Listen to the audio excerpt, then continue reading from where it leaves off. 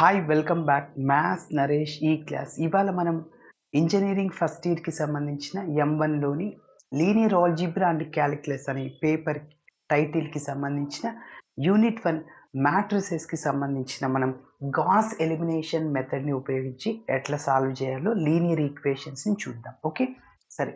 మరి gas elimination method అంటే ఇచ్చిన ఈక్వేషన్స్ని ఇలా రాసుకుంటాం. Capital AX is equal to B లాగా రాసుకుంటాం. అలా రాసుకున్నాక ఏబిని ఆగ్మెంటెడ్ మ్యాట్రిక్స్ అంటాం. అంటే ఏ మ్యాట్రిక్స్ని బి మ్యాట్రిక్స్ని కంబైన్ చేస్తే దాన్ని ఆగ్మెంటెడ్ మ్యాట్రిక్స్ అంటాం. ఆ ఆగ్మెంటెడ్ మ్యాట్రిక్స్ని ఎక్లాన్ ఫామ్లోకి మార్చుకోవాలి, ఆర్ దాన్ని అప్పర్ ట్రయాంగులర్ మ్యాట్రిక్స్ అని చెప్పచ్చు. ఎక్లాన్ ఫామ్ని ఉపయోగించి చేస్తాం. ఓకేనా? సో సొల్యూషన్ని కనిపెడతాం చివరిలో. x = 1 సంథింగ్, y = 2, z = 3 అట్లా. ఓకేనా? మరి స్టెప్ బై స్టెప్ చూద్దాం. ఆల్రెడీ ఈ యొక్క గాస్ ఎలిమినేషన్ మెథడ్కి సంబంధించిన ప్రాబ్లమ్స్ని చేసాము. సో మరికొన్ని ప్రాబ్లమ్స్ని డిస్కస్ చేస్తాం. సో ఫస్ట్ ఇచ్చిన ఈక్వేషన్స్ని రాస్తున్నాను. Given system of equations or ఇచ్చిన ఈక్వేషన్స్ని రాస్తున్నా. So 4x - 3y plus z = -8, అదేవిధంగా -2x + y - 3z = -4, అదేవిధంగా x - y ప్లస్ 2z ఇప్పుడు ఇలా ఇచ్చిన ఈక్వేషన్స్ ఏమవుతాయి? నాన్ హోమోజీనియస్ లీనియర్ ఈక్వేషన్స్ అని చెప్పచ్చు. ఎందుకంటే మన ఈక్వేషన్స్కి రైట్ సైడ్ 0 లేవు కాబట్టి నాన్ హోమోజీనియస్ అని చెప్పచ్చు. ఓకేనా? సరే. సో ఈ ఈక్వేషన్స్ని ఇలా రాస్తున్నా. The above system of equations can be written as the above system of equations can be written as ఎలా రాస్తాం? Capital AX is equal to B. మరి ఇక్కడ క్యాపిటల్ ఏ అంటే కోఎఫిషియంట్ మ్యాట్రిక్స్ అని చెప్పచ్చు. ఓకేనా? అంటే ఆ ఈక్వేషన్స్లో XYZ కోఎఫిషియంట్స్ని రో వైజ్ రాయండి. సో మొదటి ఈక్వేషన్లో XYZ కోఎఫిషియంట్ 4 - 3 1, రెండవ ఈక్వేషన్లో XYZ కోఎఫిషియంట్ -2 1 -3, మూడవ ఈక్వేషన్లో XYZ కోఎఫిషియంట్ 1 -1 2. ఓకేనా? సరే. అదేవిధంగా ఇక్కడ క్యాపిటల్ X అంటే దాన్ని మనం వేరియబుల్ మ్యాట్రిక్స్ అని చెప్పచ్చు. XYZ is equal to capital B అంటే కాన్స్టెంట్ మ్యాట్రిక్స్ -8 -4 3.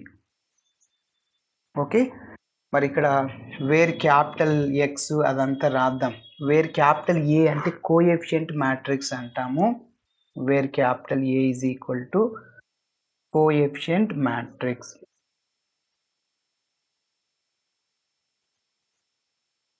మరి ఆ కోఎఫిషియంట్ మ్యాట్రిక్స్ ఏంటో రాస్తున్నాం. -4 -3 1, 4 -3 1. నెక్స్ట్ అదేవిధంగా -2 1 -3, అదేవిధంగా 1 -1. నెక్స్ట్ వేరియబుల్ మ్యాట్రిక్స్ రాస్తాం. అంటే క్యాపిటల్ X అంటాము. సో వేరియబుల్ మ్యాట్రిక్స్ అదే మనం కనుక్కోవాల్సిన చివరిలో XYZలు కనుక్కుంటాం. అవే మన సొల్యూషన్స్ అవుతాయి. Variable matrix capital X is equal to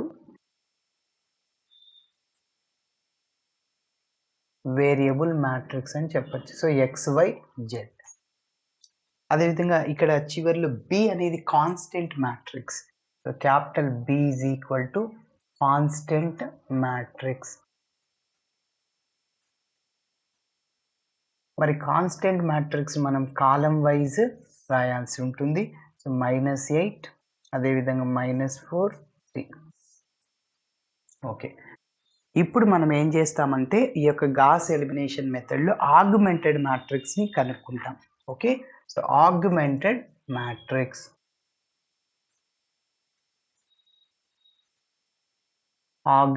matrix దాన్ని మనం ఏబితో డినోట్ చేస్తాము. సో ఏబి ఈజ్ ఈక్వల్ అంటే ఏ మ్యాట్రిక్స్ని అదేవిధంగా బి మ్యాట్రిక్స్ని కలిపి రాసేయాలి, కంబైన్ చేసి రాయాలి. కోఎఫిషియంట్ మ్యాట్రిక్స్ని కాన్స్టెంట్ మ్యాట్రిక్స్ని. ఎస్ చెప్పండి. కోఎఫిషియంట్ మ్యాట్రిక్స్ అంటే సో 4 -3 1 అదేవిధంగా -2 1 -3 నెక్స్ట్ 1 -1 2 ఇది కోఎఫిషియంట్ మ్యాట్రిక్స్గా. మరి ఇప్పుడు కాన్స్టెంట్ మ్యాట్రిక్స్ ఏంటి -8 -4 3 ఓకే. ఇప్పుడు మనం ఏం చేయాలంటే ఇలా వచ్చిన ఆర్గ్యుమెంటెడ్ మ్యాట్రిక్స్ని ఎక్లాన్ ఫామ్లో అప్లై చేయాలి. ఎక్లాన్ ఫామ్ని అప్లై చేయాలి అంటే ప్రిన్సిపల్ డయాగ్నల్కి బిలో ఉన్న ప్లేసెస్లో అంటే -2 ప్లేస్లో 0 1 ప్లేస్లో 0 రావాలి. అదేవిధంగా -1 ప్లేస్లో 0 రావాలి. All the elements are 0 below the principal diagonal. ఓకేనా? సరే, ఒక చిన్న లైన్ రాస్తున్నా. Now reducing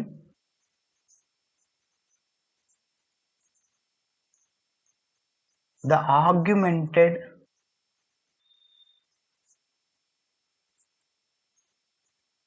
augmented matrix into echelon form by using row operations.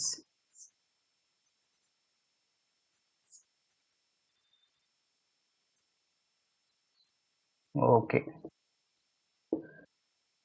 మరి ఎక్లాన్ ఫామ్లో ఫస్ట్ రోలో ఫస్ట్ ఎలిమెంట్ 1 ఉండాలా పాసిబుల్ అవుతే. ఎస్, ఇక్కడ చూడండి 4 ఉంది, ఇక్కడ -2 1 అంటే R1 by implies R3. R1 R3కి change చేయండి, R3ని R1కి చేంజ్ చేయండి, అప్పుడు ఫస్ట్ రోలో ఫస్ట్ ఎలిమెంట్ 1గా మారిపోద్ది. ఓకేనా? సరే, R1 బై ఇంప్లైస్ అంటాం R3, అప్పుడు ఆ ఆర్గ్యుమెంటెడ్ మ్యాట్రిక్స్ ఎలా మారుతుందో చూద్దాం. So which is equal to yes చెప్పండి 1 -1 2 3. ఓకేనా? సో 1 -1 2 3. అదేవిధంగా నెక్స్ట్ ఇంకా సెకండ్ రోని అదేవిధంగా అట్లనే రాసేయండి. సో -2 1 -3 -4. ఈ థర్డ్ రోని ఇంటర్చేంజ్ చేసాం కదా, 4 -3 1 -8. ఎస్, ఇప్పుడు మనం R1ని ఉపయోగించుకుని R2 R3 ప్లేస్లో 0 చేయాలి. అదేవిధంగా R2ని ఉపయోగించుకుని R3 ప్లేస్లో 0 చేయాలి. మనం అన్ని ప్రాబ్లమ్స్లో ఇదే లాజిక్ని ఉపయోగిస్తున్నాం. దేన్నైతే 0 చేయాలనో దాన్ని ఫస్ట్ రాసుకోండి. R2ని 0 చేయాలి, అదేవిధంగా R3 రోని 0 చేయాల్సి ఉంటుంది. ఓకే, మరి చూద్దాం. సో R2 గివ్స్, ఇక్కడ నేనేం చెప్పాను, R2నే రాయాలి, సబ్ట్రాక్షన్ చేయండి, యూజ్ చేసేది ఇక్కడ రాయాలి. అదేవిధంగా R3ని 0 చేయాలి. So R3 gives R3 minus use చేసేది చివర్లో రాయాలి. ఓకేనా? ఎస్, ఇక్కడ ఈ ఖాళీ ప్లేస్లో ఏమొస్తుంది చూద్దాం. సో R1 అంటే 1, R2 అంటే -2. సో R1 పెంచుకొని R2ని 0 చేయాలి. ఈ రెండిట్లో ఒకదానికి మైనస్ ఉంది, ఆపరేషన్ మైనస్ ప్లస్ అయిపోద్ది. అదేవిధంగా ఇక్కడ నువ్వు దేన్ని ఉపయోగిస్తున్నావు, R1ని. R1లో కాన్స్టెంట్ ఎవరు 1, దానితో క్రాస్ మల్టిప్లై చేయి. 1 × R2 plus minus plus 2 R1. Doubt ఉంటే చెక్ చేసుకో. R2 అంటే -2 ప్లస్ 2 × R1 అంటే 1 -2 ప్లస్ 2 0 అయిపోయింది. ఓకేనా? అంటే R2 ప్లస్ 2 R1 రాసుకోవాలి. నెక్స్ట్ అదేవిధంగా R1ని ఉపయోగించుకుని R4ని 0 R3ని 0 చేయాలి. సో R1 అంటే 1, R3 అంటే 4 అని. ఓకే, ఇక్కడ కూడా నువ్వు దేన్ని ఉపయోగిస్తున్నావు, R1లో కాన్స్టెంట్ ఏంటి 1, దాంతో క్రాస్ మల్టిప్లై చేయండి. 1 × R3 -4 R1. డౌట్ ఉంటే చెక్ చేసుకో. R3 అంటే 4 -4 × R1 అంటే 1, 4 - 4 0. అంటే R3 -4 R1 రాస్తున్నా. ఓకే, మరి నెక్స్ట్ చూద్దాం. So augmented matrix which is equal to AB is equal to R1 రోని మనం ఆపరేట్ చేయలేదు కాబట్టి R1 రోలో ఉన్న ఎలిమెంట్స్ని అలానే రాసి 1 -1 2 3. మరి R2ని ఏం చేశాను, R2 రోని రాసుకో ఫస్ట్, మళ్ళీ 2 R1, ఆ రెండింటిని యాడ్ చేయండి. R2 రో రాసుకోండి. R2 ఏంటి -2 1 -3 -4. ఓకేనా?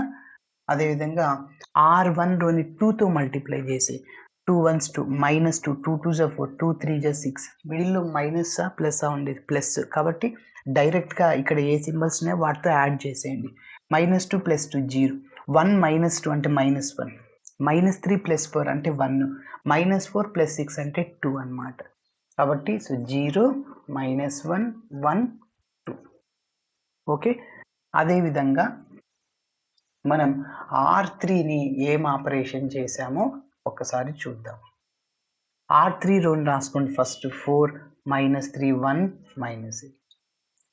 నెక్స్ట్ R1 4తో మల్టిప్లై చేసి 4తో, సో 4 -4 4 2 8 4 3 12 సబ్ట్రాక్షన్ చేయండి. మిడిల్లో మైనస్ ఉంది బట్ ఈ సింబల్స్ అన్ని చేంజ్ అవుతాయి. మైనస్ ఇది ప్లస్, మైనస్ మైనస్, ప్లస్ ఉన్నది మైనస్, మైనస్ ఉన్నది ప్లస్ అవుద్ది. +4 -4 0, -3 +4 సార్ +1, 1 -8 అంటే -7, -8 -12 -20. ఓకేనా? రెండింటిని యాడ్ చేయాలి, మైనస్ సింబల్ వేయాలి. సో 0 1 -7 20 -20. ఓకే. సో నెక్స్ట్ ఏం చేయాలి మనము? R2ని ఉపయోగించుకొని R3ని ఒక్కదాన్ని 0 చేస్తే సరిపోతుంది. ఓకేనా? ఎస్, దీన్ని ఉపయోగించుకుని ఇది అప్పుడు ప్రిన్సిపల్ డయాగ్నల్కి బిలో ఉన్న ప్లేసెస్లో ఎలిమెంట్ 0 అయిపోతుంది. కాబట్టి R3ని 0 చేయాలి. R3 రాసుకో, సబ్ట్రాక్షన్ చేయి, యూజ్ చేసేది చివరిలో. ఇక్కడ ఈ రెండింటికి మైనస్ ఉంది, ప్లస్ అయిపోద్ది. యూజ్ చేసేది ఎవరిని? R2ని. R2తో క్రాస్ మల్టిప్లై చేయి, 1 × R3 మైనస్ ప్లస్ అవుద్ది, 1 × R2. ఓకేనా? Yes. So AB is equal to R1 రోని నేను ఆపరేట్ చేయలేదు, అలానే రాసేస్తున్నా. R2 రోని కూడా ఆపరేట్ చేయలేదు, నేను అలానే రాసేస్తున్నా. ఇప్పుడు R3ని ఏం చేసా? R3 రోని R2ని యాడ్ చేసా. 0 + 0 0, -1 + 1 0, 1 - 7 అంటే -6, 2 - 20, 2 - 20 ఎంత? -18. ఓకేనా? ఎస్. ఇప్పుడు ఇది ఎక్లాన్ ఫామ్ అన్నమాట. ఎందుకంటే ప్రిన్సిపల్ డయాగ్నల్కి బిలో ఉన్న ప్లేసెస్లో ఉన్న ఎలిమెంట్స్ అన్ని 0 అయిపోయాయి. Okay. So this is in the echelon form.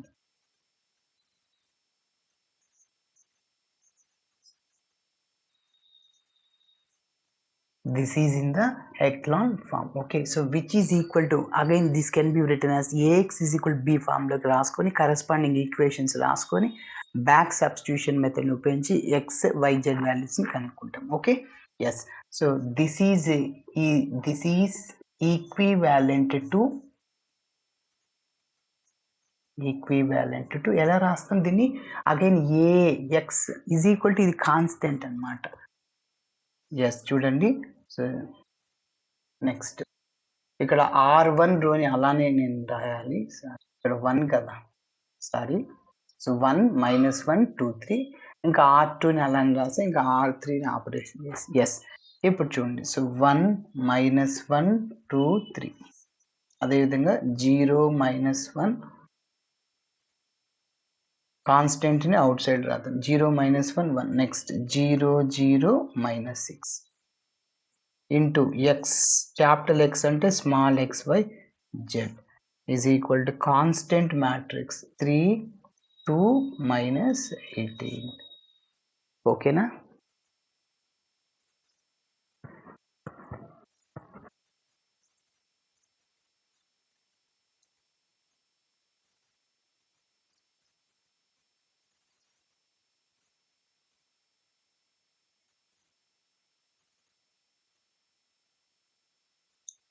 Yes. ఇప్పుడు వీటికి కరస్పాండింగ్ ఈక్వేషన్స్ రాస్తాం. The corresponding system of equations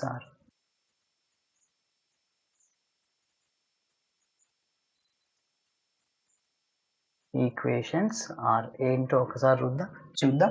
ఈ ఫస్ట్ రోతో ఫస్ట్ కాలమ్ని, సెకండ్ రోతో ఫస్ట్ కాలమ్, థర్డ్ రోతో ఫస్ట్ కాలమ్ని మల్టిప్లై చేయండి. చెప్పండి. 1 × x అంటే x, plus minus minus 1 × y అంటే y, plus 1 × z 2z is equal to, ఇక్కడ 3 ఉంది, దీనికి ఒక నంబర్ 1 ఇస్తుంది. మళ్ళీ సెకండ్ రోతో ఈ first column 0 × x 0, -y plus 1 × z, -y plus z is equal to, ఇక్కడ 2 ఉంది, నంబర్ 2. అదేవిధంగా 0x 0y -6z is equal to, ఇక్కడ మీకు ఏమొస్తుందంటే -18. ఓకే, దానికి ఒక నంబర్ 3. ఇప్పుడు మనం XYZ వాల్యూస్ని కనుక్కోవాలి. ఫస్ట్ బ్యాక్ సబ్స్టిట్యూషన్ మెథడ్ అంటే ఫస్ట్ Z వాల్యూ వస్తుంది, దాని తర్వాత Y, X వాల్యూ కనుక్కోవడానికి YZని ఉపయోగిస్తాం. Okay. Solving buy back substitution we get number 3 నుంచి తీసుకుంటాం. So -6z is equal to -18 minus minus cancel 6 table 18 3 times cut అవుద్ది. z is equal to 3. అదేవిధంగా z వాల్యూని నంబర్ 2లో సబ్స్టిట్యూట్ చేద్దాం. 2 ఇంప్లైస్ -5 ప్లస్ z అంటే 3 is equal to 2. -5 is equal to -3 అవుద్ది. 3 అనేది రైట్ సైడ్ కదా. 2 - 3 ఎంత -1 minus minus cancel y is equal to 1. అదేవిధంగా జెడ్ కనుక్కోవడానికి 1లో సబ్స్టిట్యూట్ చేస్తున్నా. ఎక్స్ మైనస్ వై అంటే 1 ప్లస్ 2z 2 × 3 అంటే 6 ఈజ్ ఈక్వల్ టు చివరిలో ఇక్కడ 3 ఉంది. సో ఫైనల్గా ఎక్స్ ఇక్కడ -1 ప్లస్ 6 అంటే +5 is equal to 3. X is equal to 3 - 5 so అంటే -2. ఓకేనా. సో కాబట్టి therefore x is equal to y is equal to 1 z is equal to 3 are the solutions of the given equations అని చెప్పొచ్చు. ఒక చిన్న line రాస్తున్నా. therefore x is equal to -2 y is equal to 1 z is equal to 3 are the solutions. ఇదంతా ఒకే లైన్లో రాయండి. of the given system of equations. Okay. ఇప్పుడు ఒక చిన్న పాయింట్ ఇలా చేయాలి సార్, మనం ఈ XYZ వాల్యూస్ని కరెక్టా కాదా ఎలా చెక్ చేయాలి సో అనేది ఎట్లా చేస్తామంటే ఈ XYZ వాల్యూస్ని మన గివెన్ సిస్టమ్ ఆఫ్ లీనియర్ ఈక్వేషన్స్లో ఎందులో అయినా సబ్స్టిట్యూట్ చేయండి. అప్పుడు LHS = RHS రావాలి. అప్పుడు మనం చేసేది కరెక్ట్ అవుతుంది. మరి ఒకటో ఈక్వేషన్ సబ్స్టిట్యూట్ చేస్తున్నా. 4x x బదులు -2 4 × -2 -8 -3y 3 × y అంటే 1 అంటే 3 ప్లస్ z అంటే 3 is equal to -8 -8 plus 8 get cancel -8 is equal to -8. therefore LHS = RHS. మీరు రెండో ఈక్వేషన్ అయినా సబ్స్టిట్యూట్ చేయొచ్చు, థర్డ్ ఈక్వేషన్ అయినా సబ్స్టిట్యూట్ చేయొచ్చు. ఇలా చేయాలి. Thanks for watching my video. నచ్చితే ఖచ్చితంగా మీ ఫ్రెండ్స్ కూడా షేర్ చేయండి. మరి నెక్స్ట్ మోడల్ని కూడా డిస్కస్ చేద్దాం. గాస్ జాకోబీ అదేవిధంగా గాస్